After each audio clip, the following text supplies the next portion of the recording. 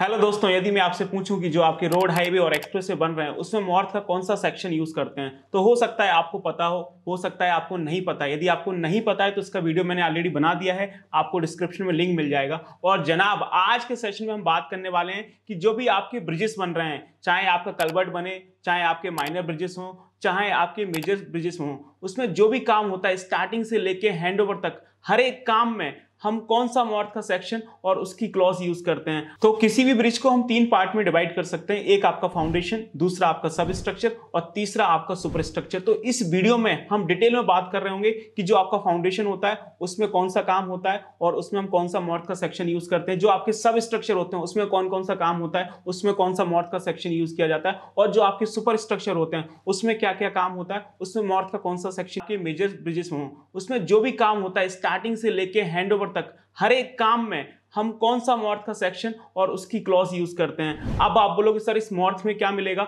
मॉर्थ में आपको मिलेगा कि जो भी काम हो रहा है उस काम का क्या डिस्क्रिप्शन होता है, उस काम का क्या स्टैंडर्ड प्रोसेस होता है, उस काम में हम लोग कौन कौन से टेस्ट परफॉर्म करते हैं, उसका क्या एक्सेप्टेंस क्राइटेरिया होता है और उसका मेजरमेंट कैसे किया जाता है, उसकी रेट को कैसे कंसीडर किया जाता है। ये सारी चीजें आपको मॉर्थ में देखने को मिल रही होंगी। अब होता क्या है कि अगर आप किसी भी टॉपिक पे बात करें तो जो भी आपके कलीग्स हैं, आपके जूनियर्स हैं, आपके सीनियर्स हैं, उनकी अलग अलग पॉइंट ऑफ व्यू हो सकते हैं, लेकिन उसमें से क्या सही है क्या गलत है वो आपको मॉर्थ बता सकता है। मॉर्थ आपको वो नॉलेज देगा जिसको कोई काउंटर नहीं कर सकता है। आप उसको लेके इंटरव्यू में जाएंगे तो आपको एक नेक्स्ट लेवल का कॉन्फिडेंस मिलेगा। तो आप ये समझिए, जो इंजीनियर्स रोड, हाईवे, एक्सप्रेसवे में काम कर रहे हैं, ब्रिजेस में काम कर रहे हैं, उनके लिए मॉर्थ किसी संविधान से कम नहीं है।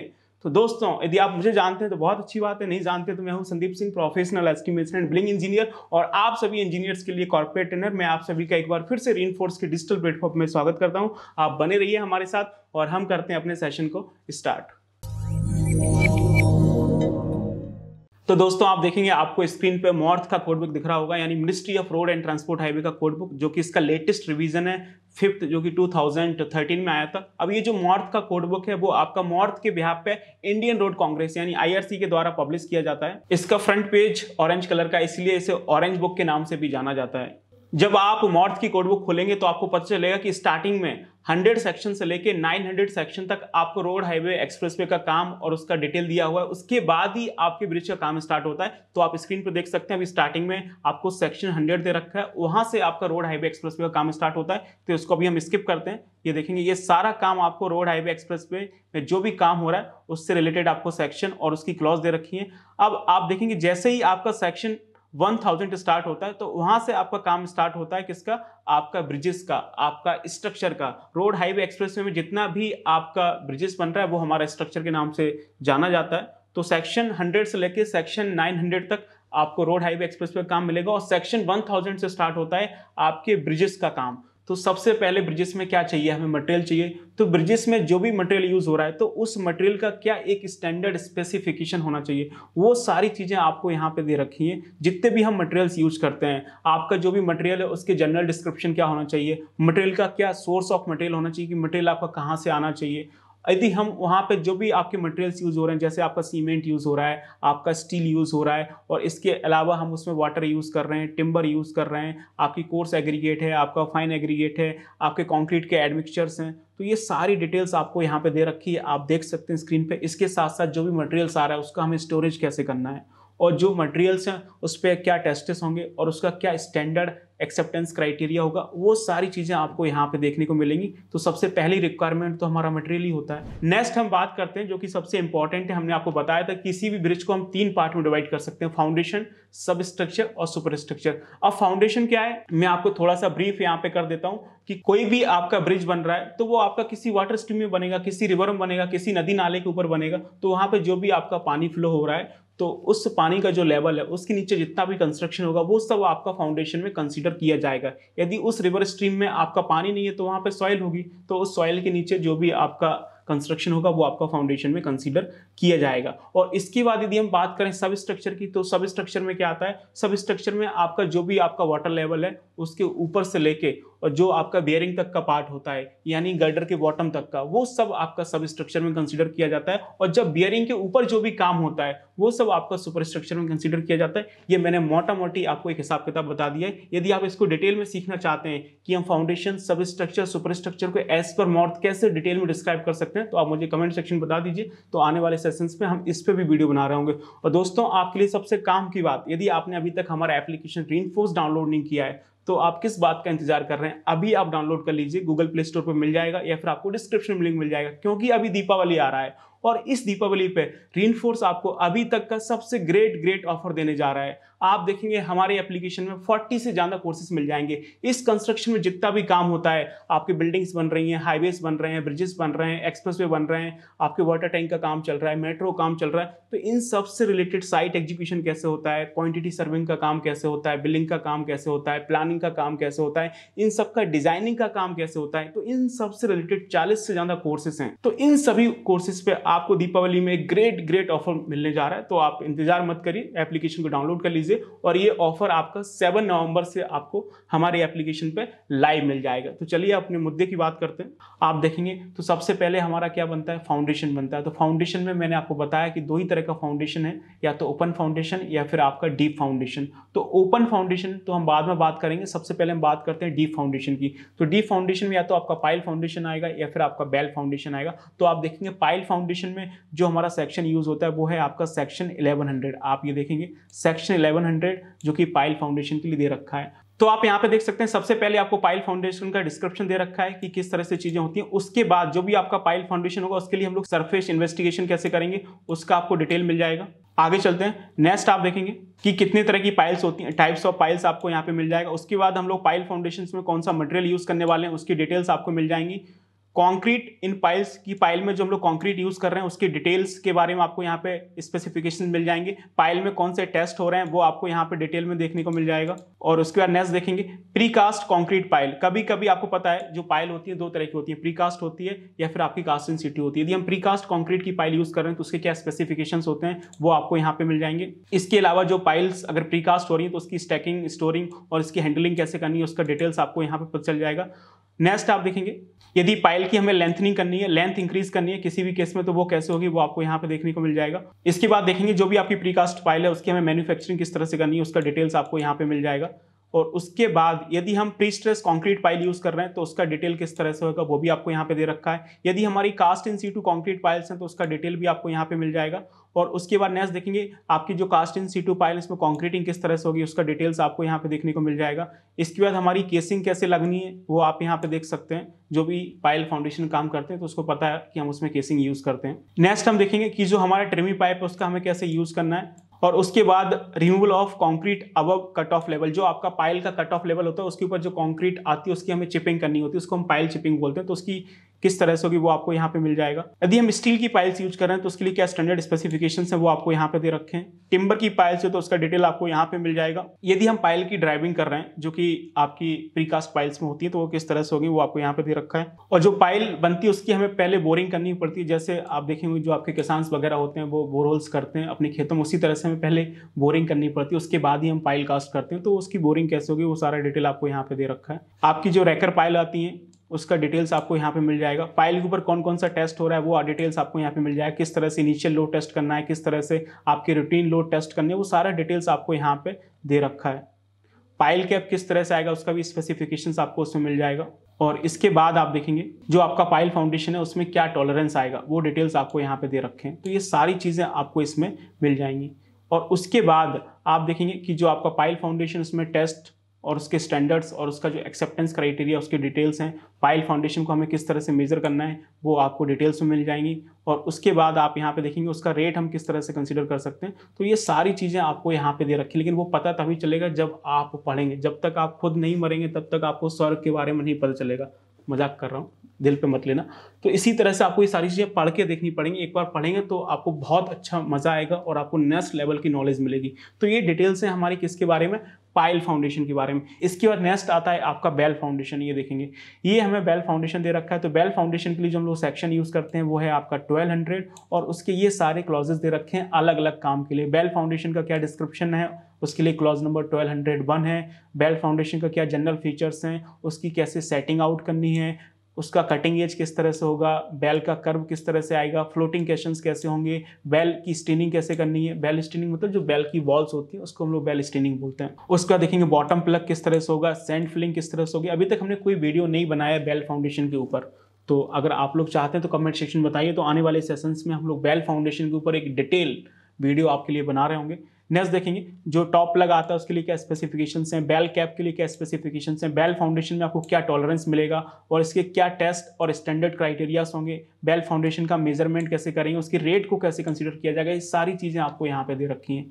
तो ये आपका है सेक्शन 1200 जिसमें आपको बेल फाउंडेशन मिलेगा। इस पर नेक्स्ट देखते हैं। नेक्स्ट आपको सेक्शन दे रखा है, सेक्शन आपको 1300 जो कि ब्रिक मशीनरी के लिए दे रखा है। पहले के ज़माने में जो आपके ब्रिजेस बनते थे वहाँ पे हम लोग ब्रिक मशीनरी का यूज़ करते थे, तो उसका डिटेल आपको यहाँ पे दे रखा है। आज के समय में भी कभी कभी आपको ब्रिक मशीनरी देखने को मिल सकता है, तो उसके लिए आपको सेक्शन 1300 दे रखा है और उसका ये सारा काम और ये पेज नंबर दे रखे हैं जिस पे जाके आप इसको डिटेल में पढ़ सकते हैं। नेक्स्ट देखेंगे यदि हम लोग ब्रिजेस में स्टोन का यूज़ कर रहे हैं, जो कि पहले के ज़माने में आप देखेंगे जो हमारा सब स्ट्रक्चर काम होता था, फाउंडेशन काम होता था, उसको हम स्टोन से ही यूज़ बनाते थे। और आज के समय में देखेंगे बहुत सारे रेलवे के ब्रिजेस हैं, उसका जो सब स्ट्रक्चर है वो आपका स्टोन का ही बना हुआ है, तो इसका डिटेल डिस्क्रिप्शन आपको यहाँ पे मिल जाएगा, लेकिन आज के समय में हम लोग बहुत कम यूज़ करते हैं। नेक्स्ट देखेंगे आपको फॉर्म वर्क, जो कि सबसे इंपॉर्टेंट चीज़ है।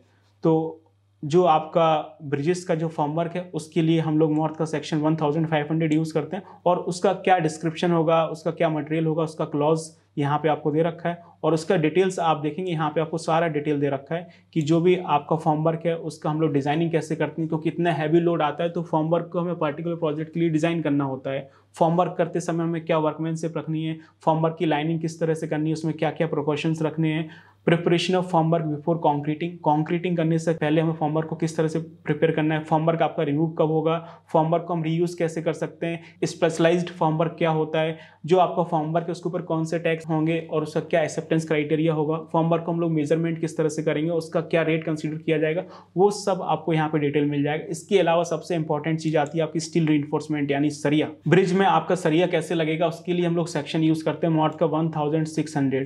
ये सब आप याद कर लीजिए, पूछा जाता है इंटरव्यूज में। तो जो भी आपका स्टील रीइंफोर्समेंट है उसका डिस्क्रिप्शन क्या होगा, उसके जनरल फीचर्स क्या होंगे, उसके क्लॉज पेज नंबर आपको दे रखा है। जो भी आपका स्टील रीइंफोर्समेंट है उसका प्रोटेक्शन कैसे करना है, स्टील रीइंफोर्समेंट की आपकी बेंडिंग कैसे होगी, स्टील रीइंफोर्समेंट को प्लेस कैसे किया जाएगा, ओवरलैपिंग कैसे होगी, उसमें कौन कौन से टेस्ट और उसका क्या एक्सेप्टेंस क्राइटेरिया होगा, स्टील रीइंफोर्समेंट का मेजरमेंट कैसे करेंगे, उसका रेट कैसे कंसिडर किया जाएगा, ये सब चीज़ें आपको यहाँ पे मिल जाएंगी। ये सारे डिस्क्रिप्शन है, ये सारा पेज नंबर है, आप वहाँ पे जाके पढ़ सकते हैं। तो बहुत इंपॉर्टेंट है, जैसे आप daily Facebook, Instagram, YouTube scroll करते हैं ना, उसी तरह से आप डेली थोड़ा सा मॉर्थ का कोड बुक स्क्रॉल करेंगे, थोड़ा थोड़ा पढ़ेंगे, तो आपकी नॉलेज एक नेक्स्ट लेवल पे जा रही होगी, आपकी नॉलेज को कोई काउंटर नहीं कर पाएगा। इसी तरह से आपके ब्रिजेस में जो कंक्रीट यूज हो रहा है उसके लिए आप देखेंगे मॉर्थ का सेक्शन में यूज करते हैं 1700। तो जो भी आपकी कंक्रीट यूज हो रही है उसका क्या डिस्क्रिप्शन है, उसमें कौन सा मटेरियल यूज होगा, क्या ग्रेड ऑफ कंक्रीट है, जो कंक्रीट है उसमें हमें मटेरियल का क्या प्रोपोर्शन रखना है, कौन कौन से एडमिक्सचर यूज करने हैं, क्या साइज का कोर्स एग्रीगेट आएगा, कंक्रीटिंग के समय क्या इक्विपमेंट लगेंगे,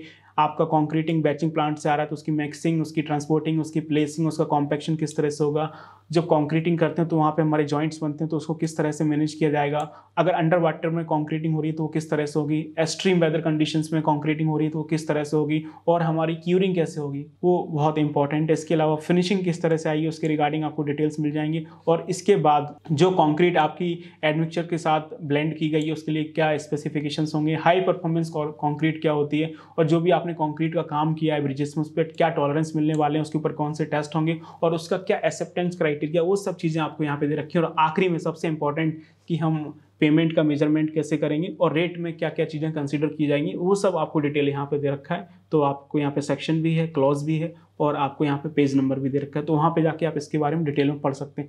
इसके बाद आती है प्री स्ट्रेसिंग की बारी। तो आपको पता है हम लोग प्री स्ट्रेस गर्डर यूज़ करते हैं। यदि नॉर्मल हमारा स्पान 20 से 25 मीटर तक का है तो हम आरसीसी गर्डर में सर्वाइव कर लेते हैं, लेकिन यदि हमारा स्पान 30, 35, 40, 50 मीटर जाता है तो फिर हमें पीएससी गर्डर यूज़ करने पड़ते हैं। तो वहाँ पे प्री स्ट्रेसिंग का काम होता है। हम लोग हाई टेंशन वायर यूज़ करते हैं, उसकी टेंशनिंग होती है, प्री टेंशनिंग करें चाहे आप पोस्ट टेंशनिंग करें, जो भी आपका डिज़ाइन हुआ है। तो यहाँ पे प्री स्ट्रेसिंग के लिए हम लोग सेक्शन यूज़ करते हैं 1800। तो उसका सारा डिटेल, उसके सेक्शंस, उसकी क्लॉजेस और उसके पेज नंबर आपको सारे यहाँ पे दे रखे हैं कि जो भी आपकी प्री स्ट्रेसिंग हो रही है उसका क्या डिस्क्रिप्शन है, उसके क्या जनरल फीचर्स हैं, प्री स्ट्रेसिंग में हमें कौन कौन सा मटेरियल चाहिए, और testing of pre stressing steels and anchorage कि जो आपका हम लोग प्री स्ट्रेसिंग स्टील यूज़ कर रहे हैं, जो एनकरेज हम लोग यूज़ कर रहे हैं, उसकी टेस्टिंग के लिए क्या स्पेसिफिकेशंस हैं, किस तरह की हमें वर्कमैनशिप रखनी है, किस तरह से हमारा सुपरविजन होना चाहिए, टेंशनिंग करते समय हमें कौन कौन सा इक्विपमेंट यूज़ होता है, पोस्ट टेंशनिंग किस तरह से होती है, grouting of pre stress tendons, जो आपके हाई टेंशन वायर आते हैं उसको डालने के बाद हमें ग्राउटिंग करनी होती है, तो ग्राउटिंग किस तरह से होगी, प्री टेंशनिंग कैसे होगी उसका डिटेल दे रखा है, प्रोटेक्शन ऑफ एंड्स, गर्डर के जो दोनों एंड होते हैं जहाँ पे हम टेंशनिंग करते हैं, जहाँ से टेंशनिंग की जाती है, तो वहाँ पे किस तरह से प्रोटेक्शन करना है, सेफ्टी प्रिकॉशन ड्यूरिंग टेंशनिंग, जो कि बहुत हाई रिस्क काम होता है टेंशनिंग करते समय, इतना टेंशन डालते हैं, अगर वहाँ पे एक भी आपका बेजिस लूज हुआ तो किसी गोली की रफ्तार से कम नहीं लगेगा आपको, आपकी हालत खराब हो जाएगी। सरफेस प्रिपरेशन हमें किस तरह से करना है, ट्रांसपोर्टेशन, स्टोरेज एंड हैंडलिंग और प्रीकास्ट गर्डर, जो गर्डर हमने प्रीकास्ट किए तो उसका ट्रांसपोर्टेशन किस तरह से होगा आपकी साइट तक, उसकी हैंडलिंग किस तरह से की जाएगी, और जो भी आपका प्री स्ट्रेस हुआ है गर्डर उसकी टॉलरेंस क्या होगी, इसके ऊपर कौन से टेस्ट, क्या स्टैंडर्ड एक्सेप्टेंस क्राइटेरिया होगा, उसका हम लोग मेजरमेंट किस तरह से करेंगे कि उसकी पेमेंट किस तरह से होगी, और उसके रेट में क्या क्या इंक्लूड होगा, क्या क्या एक्सक्लूड होगा, वो सब आपको यहाँ पे दे रखा है। इसके अलावा जो ब्रिजेस आपके स्टील के बनते हैं, जैसे आप रेलवेज में देखेंगे तो मोस्टली जो आपका सुपर स्ट्रक्चर होता है वो पूरा आपका स्टील का बना होता है। इसके अलावा कभी कभी नॉर्मली भी आप रोड हाईवेज में देखेंगे आपको स्ट्रक्चरल स्टील की, जैसे आपका फुट ओवर ब्रिज होता है या फिर बहुत सारे स्ट्रक्चर्स आपके स्टील के होते हैं। तो 1900 हमारा सेक्शन है स्ट्रक्चरल स्टील के लिए, उसका डिटेल आप यहाँ पे पढ़ सकते हैं कि उसमें क्या क्या चीज़ें हैं, उसका डिस्क्रिप्शन क्या है, जनरल्स क्या है, मटेरियल्स क्या यूज़ कर रहे हैं, फैब्रिकेशन कैसे होगा, इरेक्शन कैसे होगा, पेंटिंग किस तरह से करनी है, क्या टेस्ट है, क्या मेजरमेंट है, सारी चीज़ें आपको यहाँ पे मिल जाएंगी। इसके अलावा आप देखेंगे हमारा आता है सेक्शन 2000 जिसमें आपको मिलेंगी बियरिंग्स, जो कि बहुत इंपॉर्टेंट पार्ट है। बियरिंग्स आपके ब्रिज के सब स्ट्रक्चर का पार्ट है, जो कि सब स्ट्रक्चर में सबसे टॉप में लगता है, जो कि सुपर स्ट्रक्चर के लोड को नीचे ट्रांसफर करता है और जो भी व्हीकल मूवमेंट की वजह से हॉरिजॉन्टल वर्टिकल मूवमेंट आते हैं उसको एडजस्ट करता है। तो बियरिंग के क्या जनरल फीचर्स हैं वो आपको यहाँ पे मिल जाएगा, कौन कौन सी बियरिंग्स हम यूज़ कर सकते हैं, उसके क्या स्पेसिफिकेशंस हैं, बियरिंग पे क्या इंस्पेक्शन करना है, टेस्टिंग किस तरह से करनी है, उसका क्या एक्सेप्टेंस क्राइटेरिया होगा, बियरिंग का मेजरमेंट किस तरह से करेंगे, उसके रेट में क्या इंक्लूड क्या एक्सक्लूड होगा, वो सब आपको यहाँ पे दे रखा है। उसके बाद हमारा आता है ओपन फाउंडेशन। तो सेक्शन 2100 हम लोग यूज़ करते हैं ओपन फाउंडेशन में। ओपन फाउंडेशन के नाम पे सिर्फ राफ्ट और राफ्ट आती है। राफ्ट आपका प्लेन राफ्ट भी हो सकता है या फिर आपका ट्रेपेजियम राफ्ट भी हो सकता है। तो जो भी आपका ओपन फाउंडेशन आ रहा है तो उसका डिस्क्रिप्शन, उसके मटेरियल्स, उसका जनरल वर्कमैनशिप, उसके ऊपर कौन कौन से टेस्ट हो रहे हैं, उसमें क्या टॉलरेंस है, उसका मेजरमेंट और पेमेंट क्या होगा, उसका रेट क्या होगा, ये सारी चीज़ें आपको यहाँ पे देखने को मिल जाएंगी। इसके अलावा जो हमारा सब स्ट्रक्चर बन रहा है तो सब स्ट्रक्चर के लिए जो हमारा सेक्शन यूज़ होता है वो है आपका 2200 और सेक्शंस में आप देखेंगे सारी चीज़ें आपको दे रखी हैं कि जो भी आपका सब स्ट्रक्चर है उसमें क्या डिस्क्रिप्शन रखना है, उसमें क्या मटेरियल यूज़ करना है, उसके क्या जनरल फीचर्स होंगे और सब स्ट्रक्चर में आपका क्या आ रहा है। आपके पियर्स आते हैं, पियर्स और अबटमेंट की आपकी साफ्ट आती हैं, पियर कैप और आपके अबटमेंट कैप आते हैं। इसके अलावा आपकी डट वॉल, रिटर्न वॉल, आपकी बिंग वॉल होती है। अब ये सब क्या होता है इसका वीडियो मैंने ऑलरेडी बना दिया, आपको डिस्क्रिप्शन में लिंक मिल जाएगा, आप वहाँ पे जाकर देख सकते हैं कि डट वॉल, रिटर्न वॉल और बिंग वॉल क्या होती है और सब स्ट्रक्चर में जो भी आपके टेस्ट लग रहे हैं तो उसका क्या क्राइटेरिया होगा, जो भी हमारा सब स्ट्रक्चर में टॉलरेंस है वो हम कितना रख सकते हैं, सब स्ट्रक्चर का मेजरमेंट हम किस तरह से करेंगे, उसके रेट में क्या इंक्लूड क्या एक्सक्लूड होगा, वो सब चीज़ें आपको यहाँ पे मिल जाएंगी। तो ये सब आपको जाके पढ़ना पड़ेगा, जो कि आप एक दिन में नहीं कर सकते हैं। धीरे धीरे आप इस पर काम करेंगे तो आपको चीज़ें देखने को मिल रही होंगी। बाकी अगर आप चाहते हैं कि इसमें से हम किसी टॉपिक के ऊपर एकदम डिटेल में बात करें तो भी आप मुझे बता सकते हैं, तो आने वाले सेशंस में हम उस पर बात कर रहे होंगे। अब इसके बाद आता है आपका कंक्रीट का आपका सुपर स्ट्रक्चर। ये देखेंगे इसके लिए हमारा सेक्शन यूज होता है 2300। तो सुपर स्ट्रक्चर का क्या डिस्क्रिप्शन होगा, उसमें कौन कौन से मटेरियल्स यूज होंगे, उसके क्या जनरल फीचर्स होंगे, आपका सुपर स्ट्रक्चर में आपका रीइंफोर्स्ड सीमेंट कंक्रीट किस तरह से आएगा, प्री स्ट्रेस कंक्रीट किस तरह से आएगा, cast in place voided slab आती हैं जो डेक स्लैब होती है, उसमें कभी कभी आपको सॉलिड स्लैब, कभी कभी आपको नॉर्मल स्लैब, कभी कभी आपको cast in place voided slab देखने को मिलती है। तो उसके क्या स्पेसिफिकेशंस होंगे, आपका सुपर स्ट्रक्चर में क्या टॉलरेंस रहेगा वो आपको मिल जाएगा, सुपर स्ट्रक्चर में कौन से टेस्ट हैं, उसका क्या एक्सेप्टेंस क्राइटेरिया है। इसके अलावा हम सुपर स्ट्रक्चर का मेजरमेंट कैसे करेंगे, उसका रेट कैसे कंसिडर किया जाएगा, क्या इंक्लूड करना है, क्या एक्सक्लूड करना है, वो सब आपको यहाँ पे मिल जाएगा। और इसके अलावा देखेंगे कोई भी हमारा ब्रिज बनता है तो वो सॉइल के ऊपर बनता है, तो सॉइल की हमें इन्वेस्टिगेशन कैसे करनी है, कैसे हमारा जियो टेक्निकल इन्वेस्टिगेशन होगा ताकि हमें पता चल सके कि हमें यहाँ पे कौन सा फाउंडेशन बनाना है। तो उसका डिटेल आपको यहाँ पे दे रखा है। उसके लिए सेक्शन यूज हो रहा है 2400 सरफेस एंड सब सरफेस जियो टेक्निकल इन्वेस्टिगेशन, जो कि सबसे पहली चीज़ है।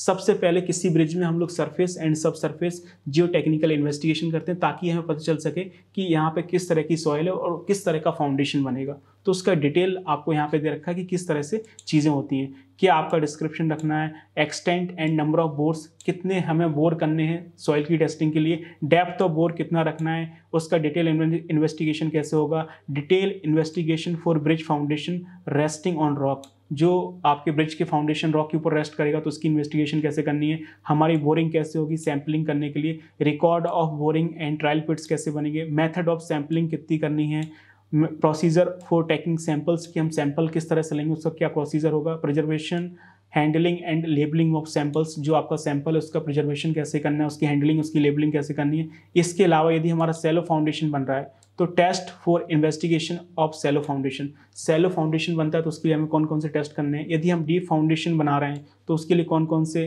टेस्ट और उसका इन्वेस्टिगेशन होगा। इसके अलावा testing of material for foundation of guide Burns और हाई एम्बैकमेंट, यदि हमारा एम्बैकमेंट हाई है तो उसके लिए कौन कौन से टेस्टिंग्स परफॉर्म होंगे। इसके अलावा हम मेजरमेंट और पेमेंट कैसे करेंगे और उसका रेट कैसे कंसिडर किया जाएगा। तो ये सारी चीज़ें आपको यहाँ पे मिल जाएंगी सेक्शन 2400। इसके अलावा हमारा आता है सेक्शन 2500 जो कि बहुत इंपॉर्टेंट है। सेक्शन 2500 में क्या है, आपका रिवर ट्रेनिंग का वर्क है, मतलब आपका ब्रिज, कोई भी ब्रिज तभी तक स्टेबल है जब तक उसके आसपास की सॉइल स्टेबल है। तो आपने स्ट्रक्चर तो बना के खड़ा कर दिया लेकिन उसके आसपास की जो सॉइल है उसको हमें रोक के रखना है, उसको हमें होल्ड करके रखना है। यदि आपकी सॉइल अनस्टेबल हुई तो आपका पूरा का पूरा ब्रिज कोलैप्स कर जाएगा। तो वो आसपास की सॉइल किस तरह से स्टेबल रहेगी उसके लिए हम लोग सेक्शन 2500 यूज करते हैं, जिसको टेक्निकली हम लोग रिवर ट्रेनिंग वर्क और प्रोटेक्शन वर्क बोलते हैं। तो उसका डिस्क्रिप्शन क्या है, आपकी गाइड बंड क्या होती है, हमारे एप्रॉन क्या होते हैं जिसमें फ्लोर एप्रॉन, फ्लेक्सिबल एप्रॉन आते हैं, आपकी स्टोन की पिचिंग कैसे करनी है बैकमेंट के स्लोप के ऊपर, आपकी रबल स्टोन या फिर सीमेंट कंक्रीट ब्लॉक फ्लोरिंग किस तरह से करनी है,